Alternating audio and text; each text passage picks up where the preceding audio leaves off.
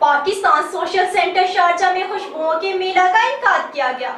Badrul सियाह perfume group ने खुशबुओं भरे मेले का एहतमाम किया, जिसमें मुख्तलिफ परफ्यूम कंपनियों के अलावा कपड़ों और खानों के स्टॉल भी लगाए गए, जिसका इफ्तिताह बदरुल सियाह के चेयरमैन और एमजे वसीम नजर मोहम्मद ने किया।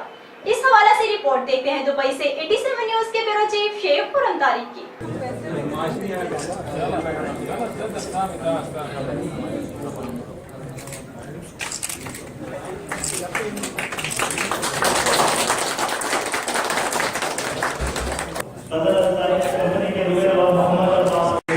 You don't want to eat?